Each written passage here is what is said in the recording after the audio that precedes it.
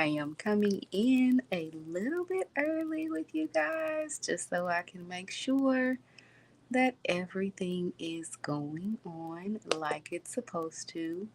And it still looks like Instagram is not letting me win. Oh, wait. I'm here. I am so excited. I am in all of my spaces. I am taking up, dominion and my territory and my authority. I am finally where I am meant to be. And I'm where I'm meant to be in a lot of different places. And we're going to get an opportunity to talk about that. Ella, they can't see you. Go lay down. That is my dog. Y'all have to forgive her. Once she's like my child. Once I get on and I get here, nobody wants to bother me up until this point. And then now I'm finally it's 7 o'clock. It's time to get to it. It's time to do this. And she just wants a little extra loving, but she gonna have to wait today. Happy Sunday, y'all. We are here. We have made it. If you are joining me tonight, welcome to the Sunday Sit Down with yours truly, Nicole LaTreece. I am she is me, and thank you for joining me on this part of my journey towards happiness, healing, good health, like everywhere that my life is on its journey to. You guys are here with me now. Hold on one second. Maybe now I'm live on Instagram. Hey! So let me first say hello to all of the spaces that I am now in. If you are joining me on Facebook, hello, welcome. Thank you for joining me tonight on the Sunday Sit Down with Nicole LaTreece. You are joining me live from Facebook. Say hey and put an FB to let me know you're coming in from Facebook. If you are finally blessed with the opportunity to join me tonight from Instagram for the very first time. Hello, my IG world. Hello, my IG friends. I have been trying to get this thing connected with each and every one of you since I started doing it. And finally, you guys are able to witness a great moment. That's why I can't stop smiling, because I'm actually here and I'm actually able to connect with you guys. So if you are joining me tonight on this episode of the Sunday Sit Down and you're joining me from Instagram, put an IG in the chat. Let me know where you're at, man. And then last but finally not least, one of the ones in my professional space that I started with from the jump. Yeah, YouTube. To all my people who are joining me on YouTube, say hello and put a YT in the chat to let me know that you are joining me and you are partaking in this conversation with me. I hope if this is the end of your week, that it was a very good week for you, free of as much stress as possible, and that you can look back on this week and say, not only that you made it, but you made it to the best of your ability. If this is the beginning of your week, maybe this is an opportunity for you to be able to set your week up for the best way possible. To kind of get in on this good word and this good conversation and let it carry you throughout the rest of the week. So if you have been watching any of my previous conversations, I know my people on Instagram, I'm sorry. I'll put up links so you guys can be able to watch it. You can always go to my YouTube channel, Forever Nicole LaTreece, and you can go back and watch all of the videos. I promise it's worth it. Binge watch it like you binge watch the sermons. Get this good word. But so lately, we, myself included, have been going on a journey. And in my opinion, and from my perspective, it is an intentional journey of healing. I don't know about y'all, but y'all know about me. I have gone through some things here lately that, baby, let me tell you, if I was of any other mind lesser than the mind that I have been blessed to have, Ooh, certain situations would have took your girl out, meaning like I just would have disconnected from the world. I'd still be here, I'd still be doing my thing. But if you did not catch me in life, in living color, yeah, you'd be like, man, is Nicole still, she's still alive, she's still doing, good. um but I'm not letting those things, I'm not letting those experiences take me away from ultimately where it is and what I feel like my purpose in life um, is, what I've been called to do, which is to change the narrative of how we do this thing called life. It's a lot of people in my personal life, friends, family, acquaintances that are going through things that are similar that I have. And then there are a lot of people that I actually work with in my coaching space. I am a mindset elevation coach that have been going through and navigating a lot of the difficulties that are going on in this world, especially in the dynamics between men and women, and then also like how they view themselves. And if I'm going through it, and if they're going through it individually, why not have more intentional conversations to be able to see what that looks like real life and in person? And that is my goal. That is my mission. That is why I come to you guys each and every Sunday. So I hate to use the word series, but the journey that we're currently on, like I said, it is for a journey of intentional healing. And where we are today, you can see the title right there down at the bottom of the screen. So you decided to walk away. Now what? This is still building upon last week's episode, which was, just I'm coming through the recovery process of understanding that I've been fumbled in life. Every single relationship that I have partaken in here recently, and I'd say recently means within the span of a year, every single type of relationship that I have engaged in has taken a hit. None of my friendships look the same.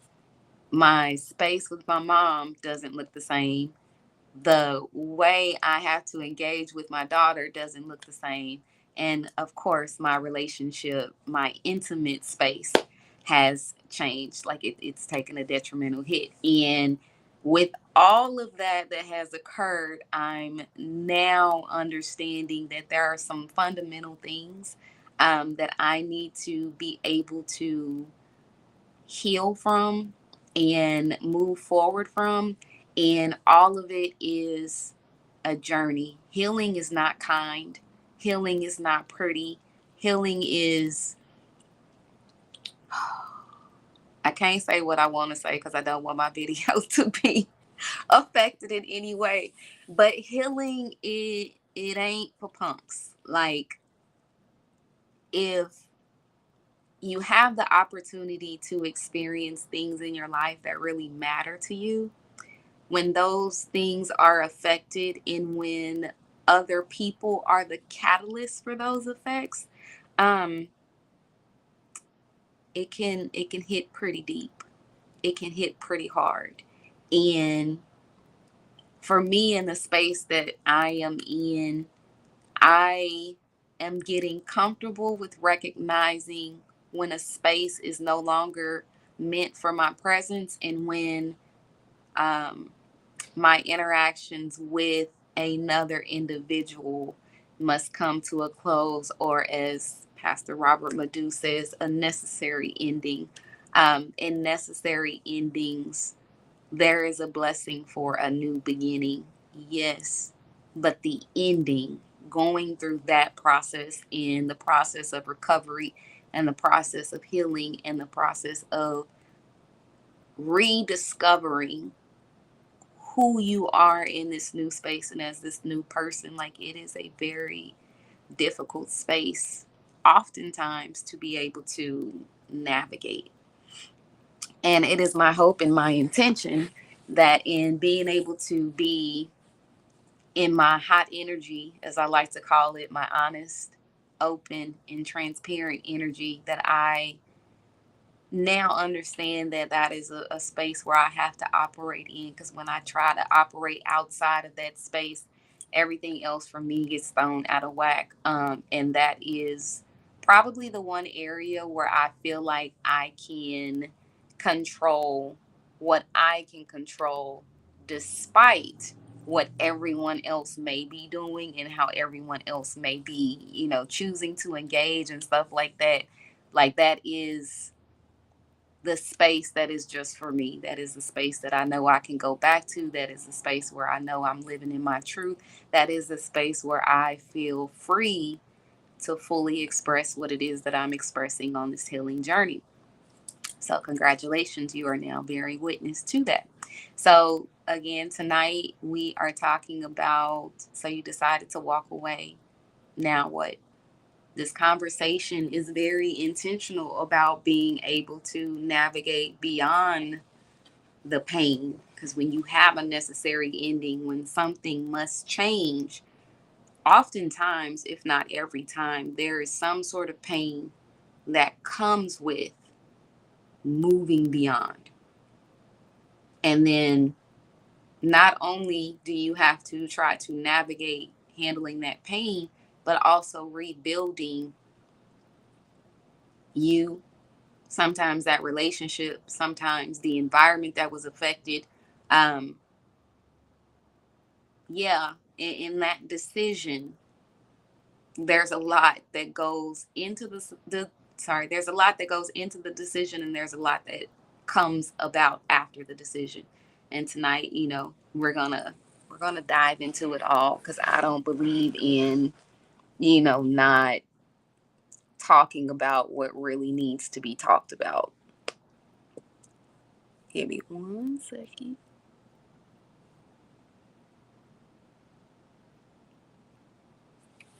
Okay.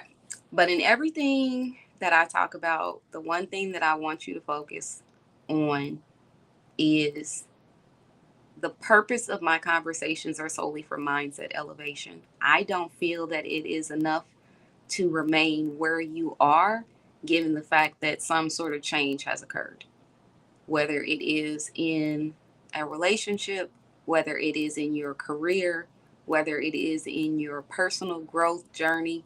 Once you come up to that space where what you once knew is no longer the same, you have to elevate. You have to evolve beyond it. Um, because whatever happened before that point no longer serves the metamorphosis that you're going through right now. And it also is not going to serve you in your future. So, in all of that, thinking about all of that, that can be painful to absorb and to take in, right? So, one of the first things that I want to talk about is acknowledging the pain. I'm not a, you know, recovering addict per se. I'm a recovering love addict, but there are people in this world who really suffer from addictions, whether it's alcoholism, whether it's narcotics, whether it is sex addictions. Like, there, when you're going through the process of healing, the first step has to be acknowledgement. Either acknowledgement of the fact that you are, in fact, going through something. Some people, in the process of acknowledging the pain, they're not willing to acknowledge that they're in pain. They're not willing to acknowledge that they're upset. They're not willing to acknowledge that something has happened that has shifted the very way that their lives were moving forward before. Some people struggle with accepting the pain of what was once before is not now. And I like everything that I talk about, the very first place that it comes from, it is my own personal experience. Now, with my clients that I work with, they trust me a lot. My friends and family that I am involved with, they trust me a lot.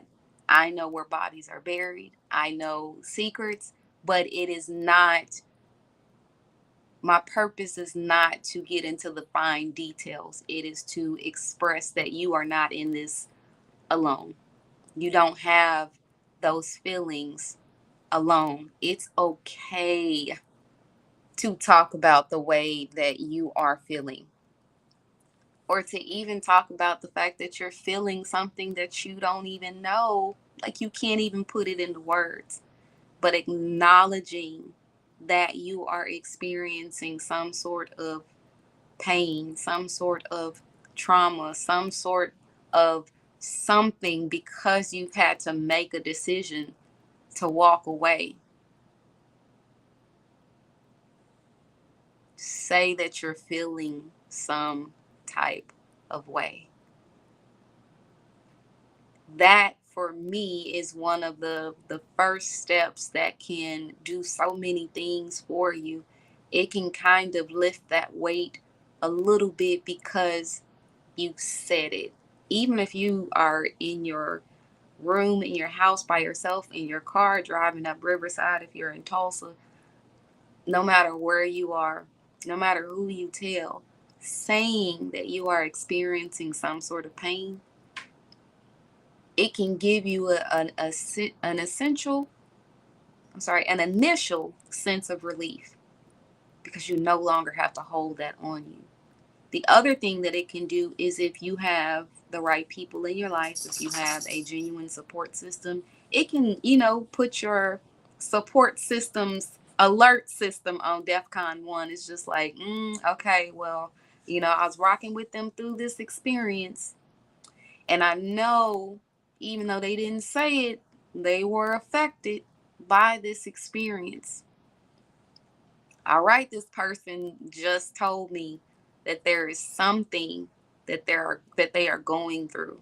My antennas are up because I care about that person. That person has acknowledged the pain that they're feeling with me. And it takes a lot to have someone trust you to let you know that they are in pain.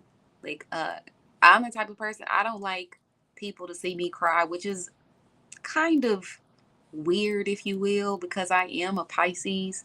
And people swear up and down Pisces are like the most overly emotional people in the world. I'll give y'all that to a certain extent, but if you are a emotionally mature Pisces as I am, then you still manage how you express that, because to express it, that's vulnerability. And not everyone is okay with being vulnerable, whether it's because they are experiencing the pain and there's a pride element of, man, I shouldn't be going through what I'm going through right now because, this person didn't mean that much, or that situation wasn't really as deep as it was, but it was because it's shaking you up. It's making you feel some type of way now. So it meant more than what you thought it did. Or it could be shame. It could be guilt. It could be just genuine hurt. But there's some sort of pain that you are going to feel on the other side of making a decision to walk away from the hurt people that you do in fact love. Because it is possible, because I've done it, to love someone who is hurt.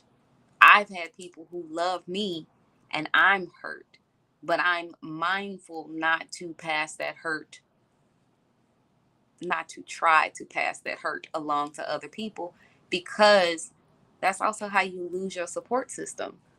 That's how you end up pushing people away. And just even how I said, like, being mindful of where you are in your process of the aftermath of the decision. If so you decided to walk away, and trying to figure everything out, like, acknowledge the pain, whether you feel comfortable acknowledging it to your friends, your family, to God, in your journal, just to your own self where you know nobody can hear it. Once you decided to walk away from a hurt person that you love, from a situation or a season that no longer serves you, once you decide for yourself that moving forward is what you need to do, acknowledge the pain that you feel in making that decision and what has occurred. The next thing would be to take time to self reflect and like take a self assessment. See how you feel, like for real, for real. Because in the relationship space, oftentimes, I see where people get out of one situation and jump immediately into another one. Well, when you do all that, you still dragging everything that you didn't acknowledge into that next encounter with somebody else. And now you're putting that off on them as well. And they may not even know that you've recently experienced something. I like to say hurt people hurt people, broken people break people, unheard people don't hear people. Like, dismiss people dismiss people. Like, when you're not intentional about your healing, and like, the smile on my face is not, and the laughter, it is not like haha funny. It is a passion of mine because it's not super simple, but nothing ever is. Once you practice and once you engage in that and you get comfortable with it, you work it out like you do your six packs or your biceps or your lats, whatever part of your body that you're intentional about working out, you need to work out your journey of healing the exact same way. You have to figure out, okay,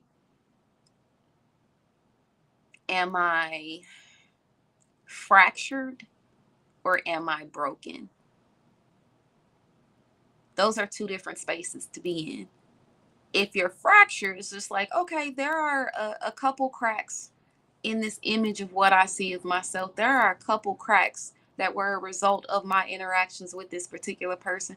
There are a couple cracks that, with the right amount of plaster, with the right amount of tape, with the right amount of coloring it in, those fractures are cool. Fractures don't go that deep.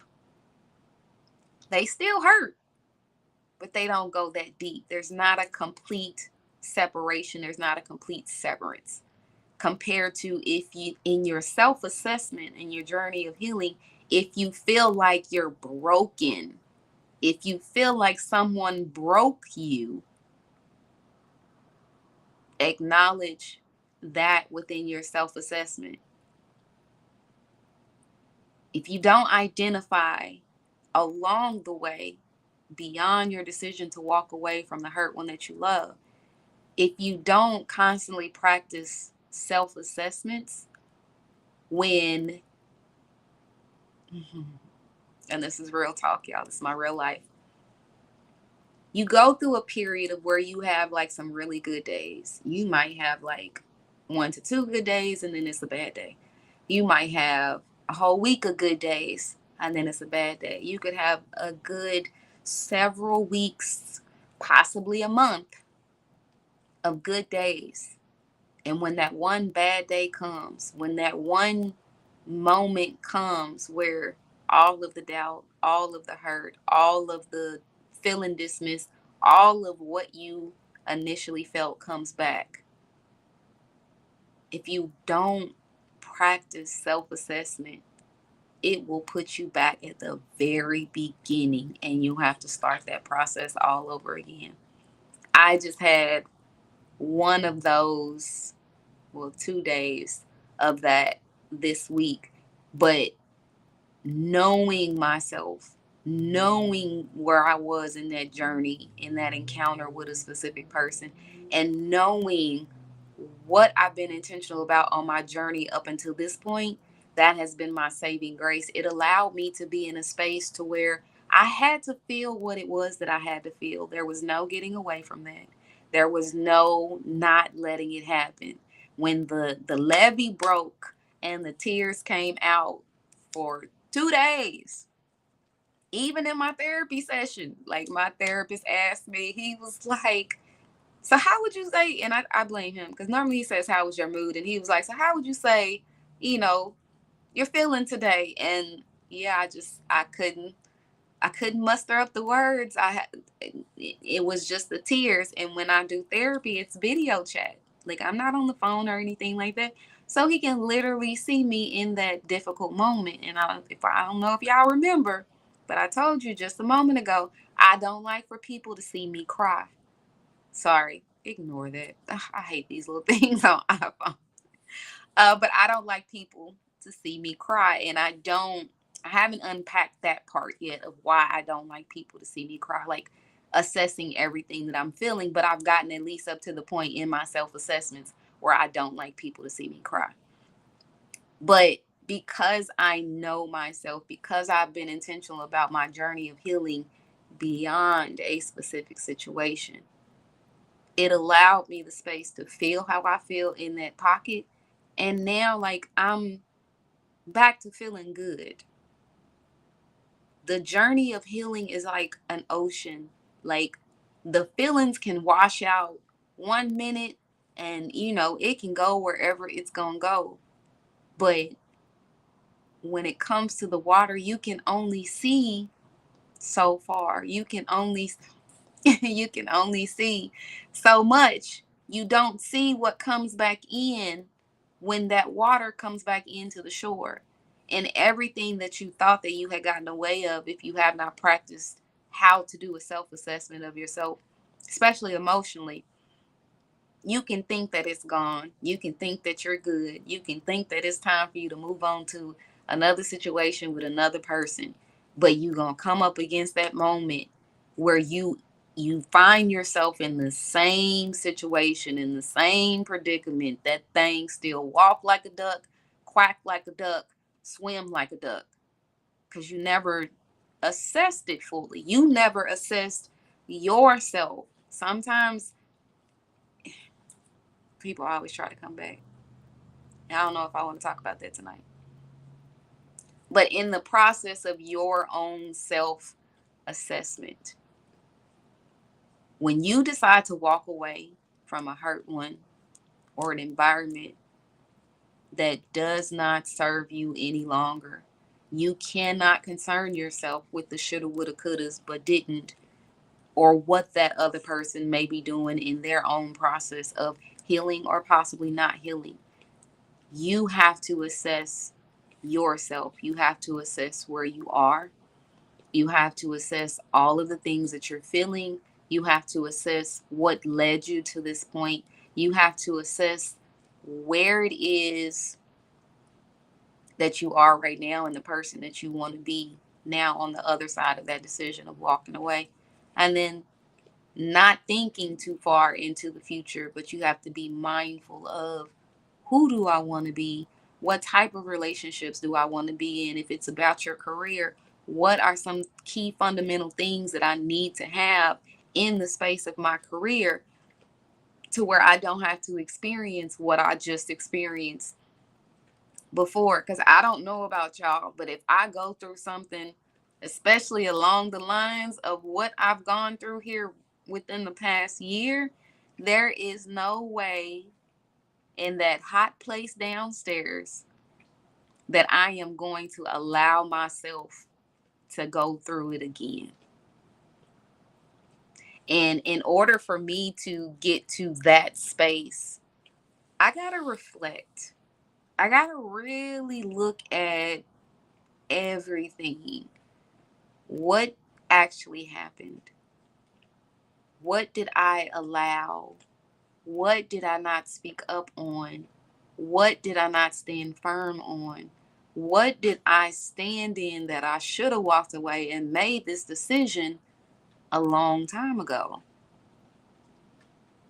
Reflection, when you are navigating beyond, when you are making and have made a decision to walk away, reflection is something that you have to be able to give it time to fully. Trust me. If you know me as a friend, if you know me as a life coach, like, trust me. If you do not give yourself the time and the space to truly reflect on the whole experience, there is a possibility, almost, I would say, a certain guarantee that you are going to continue to take something with you beyond just this experience. Like, when you give yourself the time and the space to reflect, you can let certain things go. Like, and letting go is hard. Our minds, like, especially when it's a soul tie, or if it's somebody that we really care about, or if it's a situation or an experience that we really wanted to happen, the longer we live in that space, like, it takes time to move past all of that stuff that has been built, all of the emotions, all of the mental connections, all the mental pathways. Like, for me, honestly, that is my biggest struggle with the journey of the decision that I made to walk away from several situations, several people that I have known for good amounts of time, several encounters where there has been a sense of hurt that has been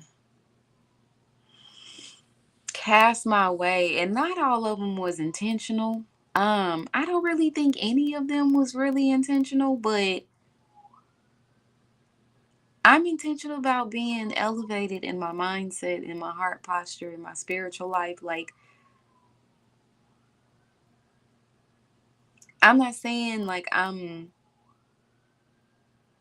trying to be better than anyone else. I am trying to be the best version of just myself. And if this is where I feel like it's best for me to be, all of this mindset that you see right now has come from me practicing self assessments and me also practicing reflection. Because sometimes I didn't make the best decisions. I didn't say, the best things, or, you know, um, I wasn't the best version of myself in some of those experiences. But I had to learn.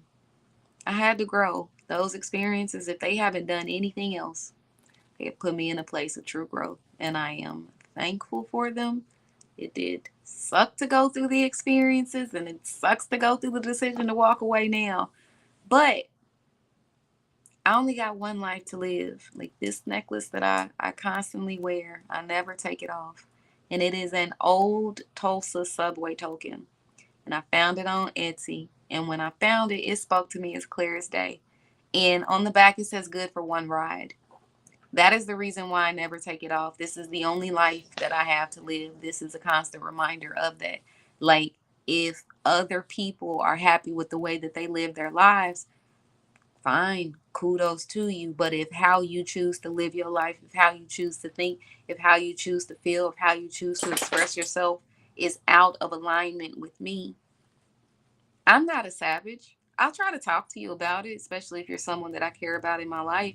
But if you're not willing to commit to something different, you say you want different from the world and everything else around you, but you're not willing to commit to that, then I'm sorry. Like, that's a walking negative to me. It's just like, you saying you want this, and clearly in your life you've acknowledged that you've gotten that from your external world, but when do you decide to be the different that you seek? All that comes from self assessment and reflection. There's a lot of people out here who ain't trying to do that. Cool. Sorry, not sorry. That don't work with me. Still love you. Still wish the best for you, genuinely, from the bottom of my heart. But nah, that don't work for me. I can't let your ocean consume me, your ocean of chaos or your ocean of complacency or wherever it is that you want to be. Like, I have a decision to make on the other side of your choice, and I'm going to exercise my decision making skills. So, moving forward, then comes the part of rebuilding your identity, because when you engage in certain experiences, there is a part of your identity that naturally shifts and naturally changes, especially in the dynamic of interacting with other people, whether it's your friends, family, parents and children, especially in the romantic space. Like, your identity, to a certain extent, does not truly stay your own. You may, if you're blessed to be the type of person to where you can maintain a sense of individuality amidst your relationship and there's a healthy balance, hey, kudos to you. I am hoping, praying, wishing, and desiring that I can get there as well. That has not been my experience up to this point. As I mentioned previously, I am a recovering love addict. What that meant in my old life, I dedicated so much of myself, so much of my individuality, so much of my person to my person or to my people. And I justified it, when it came to being a parent. That's what we naturally do. We give of ourselves to our kids because they come into this world not being able to do things on their own and function on their own and be able to take care of themselves. Cool. Now, if you have that you have to do with your child, but you have the space of a relationship at the same time, like, how do you find the balance in dividing yourself up so many different ways? Because I'm a mom, I was a wife, I worked, I have my own ambitions with my baking business. Like, I'm already divided. That's four. I'm already quartered. So how can where is me? Yes, I said but there was no individuality. It was, I'm all of these things, but where am I actually? Nowhere. So now, since I moved back home to my hometown, Tulsa, in 2021, January 2021, so I've been back for 3 years now. I've always been on my own. Like, I've had other people around, like me and my brother. When I first moved back, we lived together, which was no problem. But we had opposite schedules. I worked during the day, he was asleep. I was at home at night, he was at work. So it's just like we were around each other, but we weren't together. There was no need for us to be together like that. We're both grown people. So coming back to Tulsa, God put me in a space of individuality. And just like, to a certain extent, like, I was cool. I had to get accustomed to being by myself, being alone, being not lonely, but being alone, and like really seeing things for myself, not for the sake of my daughter, not for, the sake of my husband, not for the sake of being a daughter, not for the sake of being a career woman, but I had to see things for myself. And the one thing that I had to see that I did not allow myself the space to see before that was me. When I first moved back, that's when I started my lock journey. I've been wanting to do locks for so long, but I was told that that person did not, necessarily want me to do it. They liked my hair the way that it was, and because of the way that we were engaging, it's just like, okay, it's hair, cool, no problem, really not that big of a deal. No, now it's just like, it's me. I want to feel comfortable in who I am. I want to be able to freely express myself how I see fit, regardless of what other people think. I now have my nose pierced. Like, I never, ever, ever, ever before that, thought about getting my nose pierced, but it was just like, I'm here. Why not? I think I look cute with it. Figuring out which side I wanted to get it on. Saw Pac with his on the left. Was like, all right, cool. That's what I'm rolling with. But I had to figure out what it is that I like, who it is that I am becoming, what I need in the new environment of the person that I am becoming. I had to rediscover who I was and who I was going to be outside of the context of what I had left previously. Now, in that space, I did it as a result of like well, I guess it's the same thing this time too, in a way. But because of relationship concerns, I was getting in the process of, I had already separated and I was getting a divorce. The Lord brought me home, y'all. When I left, I said I wasn't ever coming back. But lo and behold, I'm here. It's neither here nor there. But now here it is, and I am still, in a way, the same process. It was a relationship that was the catalyst for me to spark the decision to walk away. This time it was several relationships, different relationships, just not just the intimate space. So having all of the relationships that I had be hit like it was, it's just like, okay, Nicole, like this really is a good time for you to figure out your stuff, for you to figure out the boundaries that you needed to have in place, for you to figure out the activities that you want to be able to engage in, for you to set the standard for yourself. This is the space to do it. And in doing all of that, it allowed me the opportunity to be able to dive deeper into my coaching and really figure out what's a good starting point that people could use to be able to navigate moving forward, navigate moving beyond, navigate. I've made this decision to walk away, or I've made this decision to walk forward.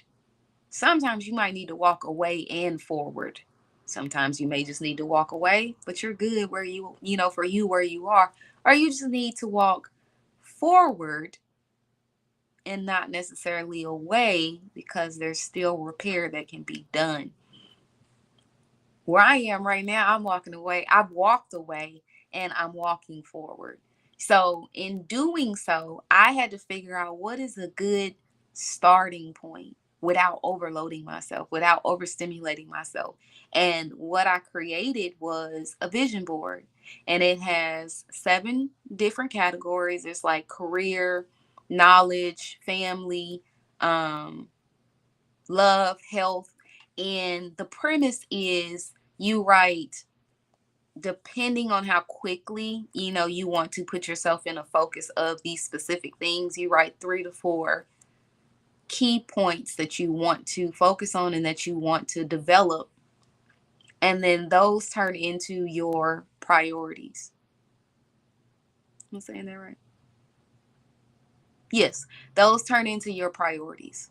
The priorities are what is most important to you, because after you get done filling out those bubbles, you rank them by what's important to you within each category. So if you did 3 of them, it's a 1 through 3 in love, it's a 1 through 3 in family, it's a 1 through 3 in career, and you rank your priorities. If you did 4, it would be the same process, just up to 4.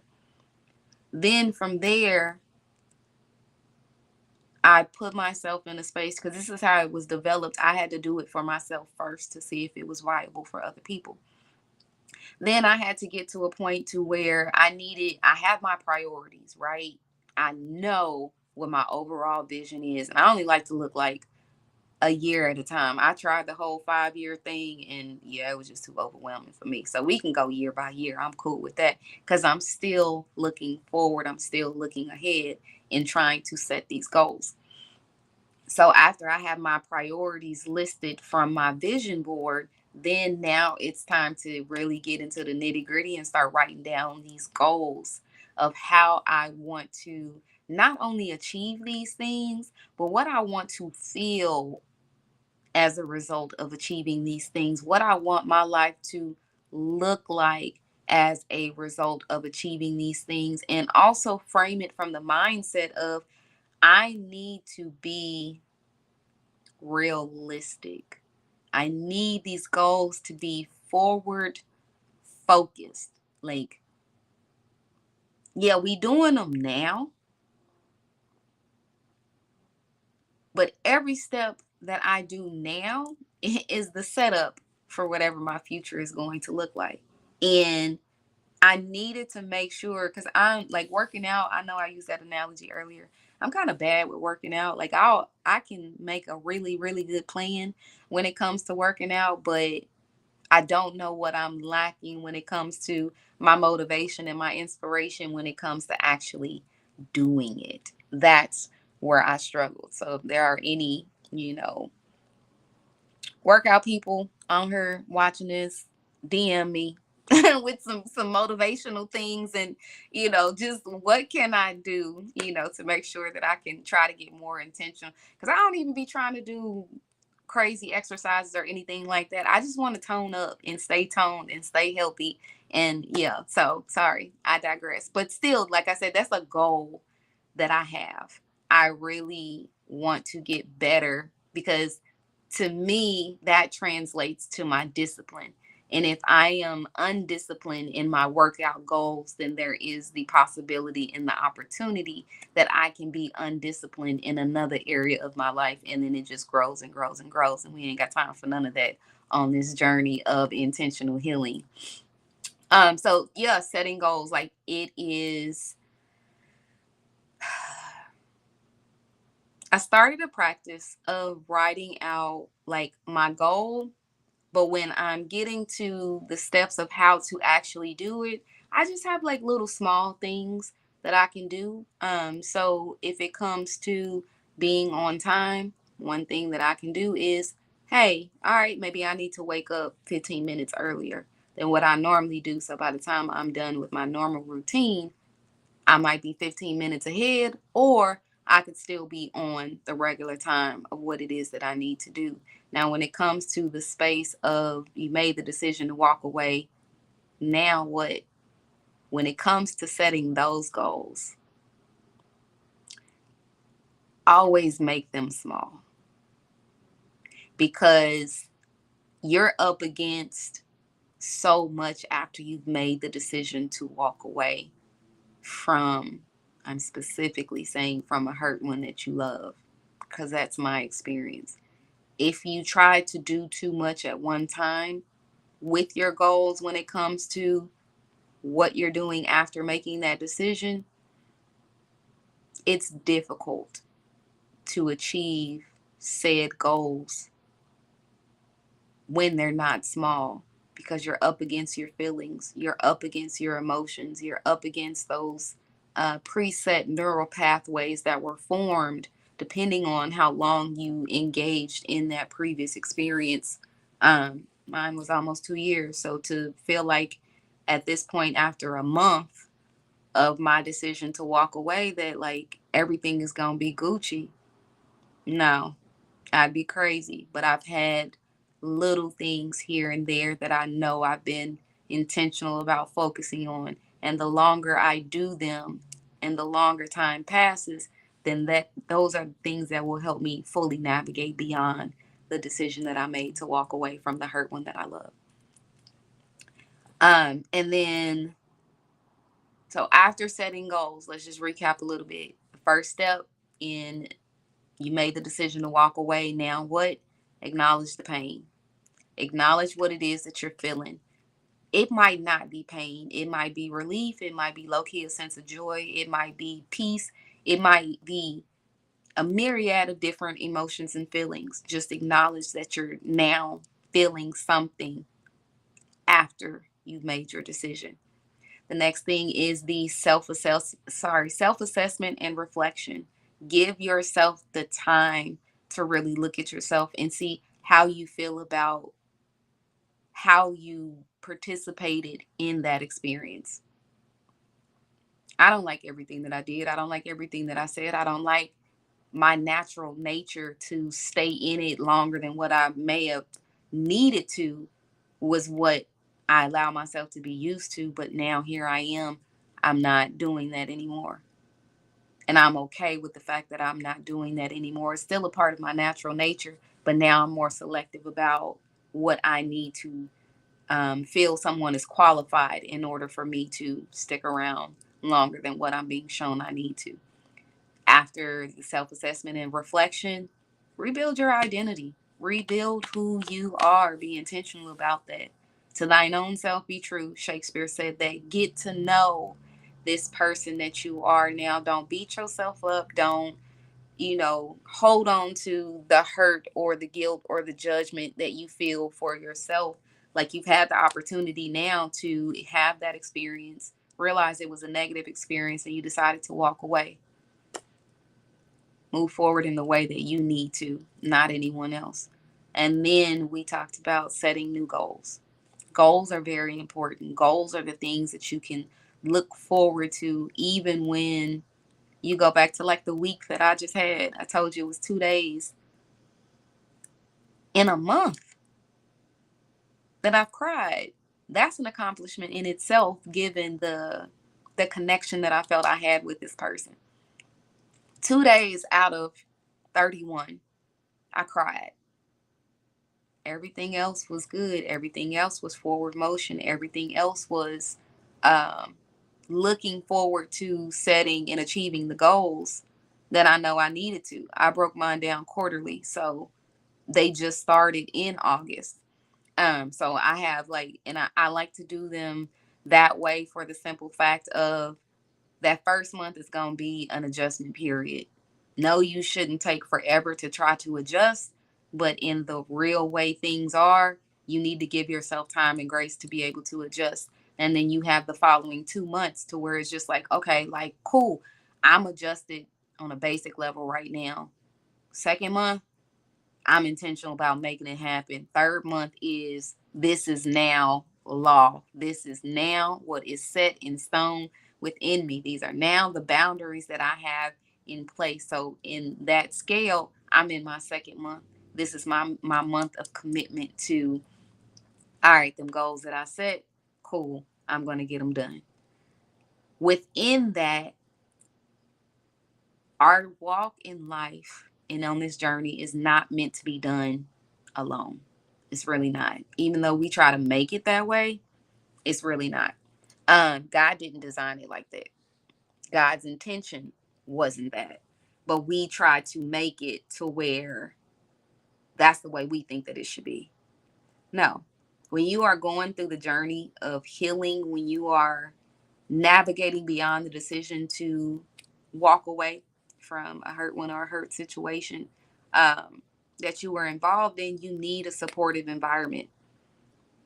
You need people, you need spaces that are going to allow you to get what it is that you really need to get in order to be able to heal. Like a support system, and I have to say the right support system, because not everybody's going to understand your journey. Not everybody's going to relate to what it is that you're going through. Not everybody's going to take the time to either get to know or be able to understand why you are the way that you are now. Like there are some people in your support system that may look at you like, what, why are you being extra? Like this ain't you. Like what is going on? And I, like I told you, if you watched last week's video, if not, go back and watch it. But I literally had that happen to me.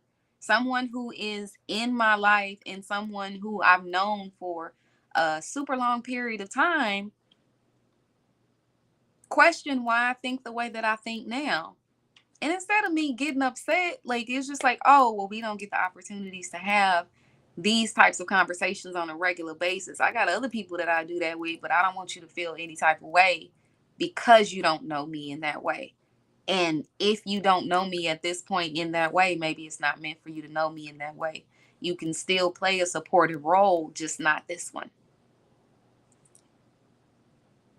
That's me being mindful and responsible to contribute to in the ways that I can to the type of environment that I need in order to be able to support my healing journey that I'm currently on. Like,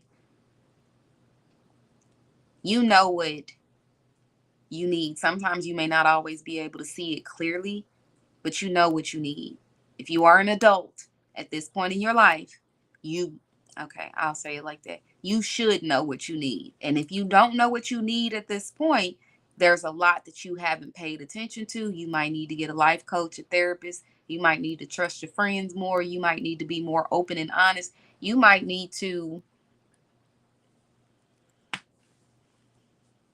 trust that person who loved you, who now had to walk away from you. Like, the signs are all there, the writing is on the wall. You just need to start reading it. You need to start paying attention to it if you don't know what you need to be supported. Because I hear, especially in the space of my interactions with men, friends, and intimate, you don't have to do it alone.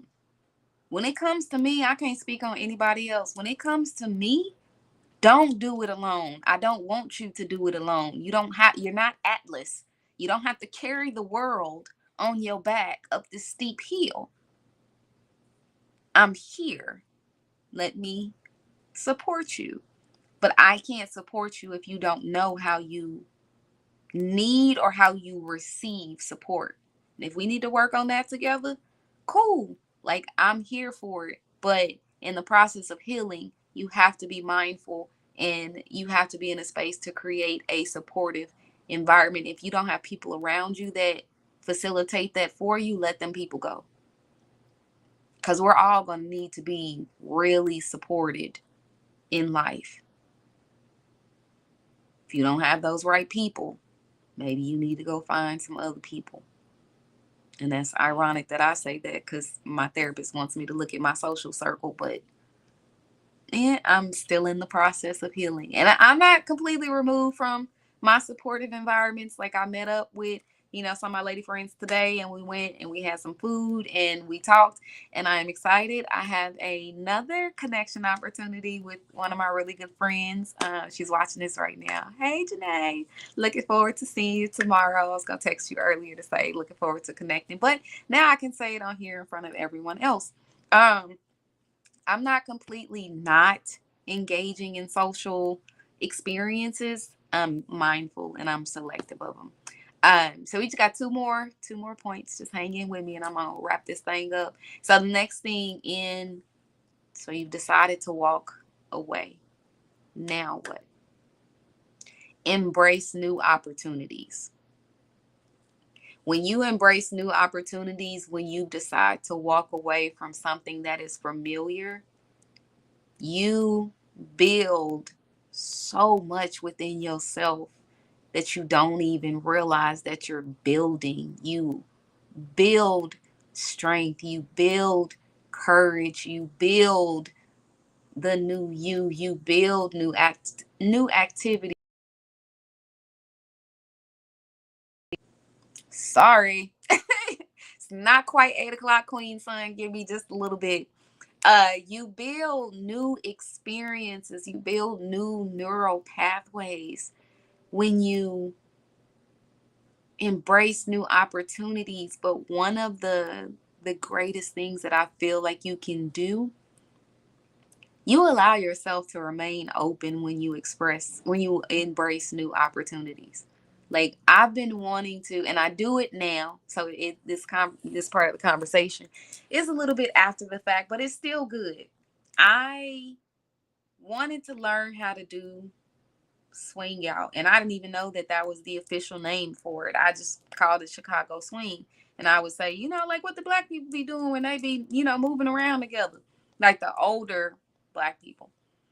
And I found it, a guy that I've known since I was young, from church, and he knows my family, and like we've always been like super close and connected. He's actually an instructor. And so he told me about the place where he does his instruction and stuff like that. And just based off of the comfort that I had in knowing him, and also being able to like have a safe space to a safe space to encounter that new opportunity of learning that. Like, yeah, I dove in head first. Now, it's been a minute since I've been there, but according to him in Jazz Fest, I still got it. And I still be practicing at home and stuff like that, but that's now something that I have. When I first did it, it was a new opportunity. I stuck with it. I learned it. Like, and now it's something that gives me comfort. When I'm sad, but I know my body needs to move, I just get up and I swing out by myself in my living room. I recorded video. So y'all, if you've seen it, you know, like, but it's now something for me. Being able to get out and still engage in connection opportunities with people that I know, and I'm leery about those experiences. I'm being all the way honest. And then also new opportunities, because new opportunities haven't gone the best either, but I'm still getting out there. Just last week, I had to find a new way to get to work, and I've looked down. I'm used to going to the left when I come out of my apartment complex to get to work. I couldn't go that way. They're repairing the overpass and they were pouring concrete, so the concrete trucks were blocking it off. Now I've gone another way that I'm familiar with, but that way took too long. And I've always looked to the right, and I'm like, no, that looks scary. I don't know what's down there. I see people going down that way, but I don't know anything about going down that way. Last week, I was like, you know what? Yeah, I'm going to go to the right. Went to the right. It was like, okay, this look a little sketch. This look a little suspect. Like, I don't know where I'm going to pop out at. And where I popped out is a familiar place that I've been when I've walked down that way before. So it's just like, you know what? This ain't got to be that scary. I embrace this opportunity, and now I'm not afraid of what's in that direction. Now I have a whole other way in order to be able to get to where it is that I need to be. For me, these are the connections that I make intentionally in this healing process that I'm currently on. And then the last thing is maintaining momentum. Keep moving forward. Keep pushing forward. When you have weeks like what I had with them 2 days this past week, let them 2 days be them 2 days. And once them 2 days is done, and you give yourself that day after them 2 days to just like really let the dust settle, all right, get back into moving forward. Like, and my whole thing is I keep having encounters with what I've walked away from. And it's not, they're indirect encounters. I'll put it to you like that. So, what I mean when I say that is the old me would go specifically looking to have certain encounters with that specific person. Because, like I said, I used to be a love addict. The new me is just like, no, like I'm here. I'm on the other side of this experience. I'm still going to live life. I'm still going to go where it is that I'm meant to go. I'm still going to enjoy the things that I enjoy in life. And in the first instance, that person directly came up to me and talked to me and was just like, oh, hey, how you doing? Everything good? I talked back. Like, for what? You know what I'm saying? Like, the situation and the experience was what it was. It wasn't because of me. It's because of that person. Well, indirectly, it wasn't because of me. But just last week, like, I went to go get something to eat. And instead of listening to my right first mind, I went somewhere else than the first place that I was going to go to. And in me going to that second place, I realized based on a sign that I saw that I was going to be in close proximity to that individual. I'm still healing. So my first reaction was, I'm burning out this parking lot. I'm gonna go on my way. I starved that night. I did not end up eating. This is me being 100% honest and transparent with y'all. Like, I know that experience coming off of the last week, my nervous system was already out of whack. It was already shaken up. The only thing I felt I could do in that moment for myself was to leave that environment. Of course, I The next day, the dust unsettled. The petty me steps in and is just like, oh, well, I should have done this and I should have done that. And I was talking to one of my girlfriends about it. I was like, I don't know why I keep picking the high road. There are opportunities to be petty, but when I'm in that moment, I'm never that, because that's not who I am. That's not who I'm trying to be. That's not who I'm becoming. So I'll be this elevated person. I'll be who I need to be. I'll move around because these things are attracted to me. But just because they're attracted to me, I don't have to let them stop the encounters. I don't have to let them stop the motivation that it is that I'm trying to maintain to move forward beyond the decision that I made to walk away and to walk forward. Now, don't get me wrong, whatever God's will is God's will. But I know for me, Lord, I'm gonna protect myself just a little bit extra right now. I'm not saying that you can't do it. You can do all things. You can do the impossible. I want you to do that, and I want you to have that, your way with that in my life. Lord Jesus. Like, I don't know if y'all can see these emotions, these effects, but okay, like that was the perfect timing for that one. But I since I'm still so raw in the process of healing, I want to be as mindful as I can to maintain the momentum that I need to have to continue to be on the other side of the decision that I made to walk away from the hurt one that I love. Because I can't allow myself to be hurt anymore in loving someone who is hurt as well. So, I know this was a lot. I want to thank y'all for rocking and engaging with me up until this point. If this video, if this conversation has helped you, if it's giving you any sort of insight, if it's giving you some things to think and ponder on, what I would like to ask is that you would pass this along, share this with someone else. Go back and watch it again for yourself. Engage with me in conversation, because that is what I want to do. That is the only way any parts of this thing we call life are ever going to change, if we don't start having more conversations and being intentional about it. If you have any topics, any subjects, anything that's on your heart that you want to speak about, me to speak about, if you would like to join me, like let's really connect. Let's see what we can do when the power of conversation is really live, in full effect, and in all color. I love y'all. I want to say thank you again to everybody who is joining me tonight on this episode of the Sunday Sit Down with Nicole LaTreece, where I discuss So You Walked Away, Now What?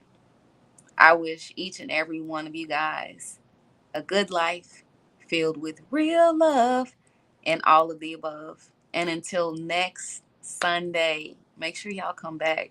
Make sure y'all invite a friend. Make sure y'all tell people, hey, this chick is out here really doing something. And she's trying to change conversations. She's trying to change lives. She's trying to help us to be able to be better, elevated people. Y'all come back and join me and bring your friends next time. So I will see y'all next Sunday. I love y'all.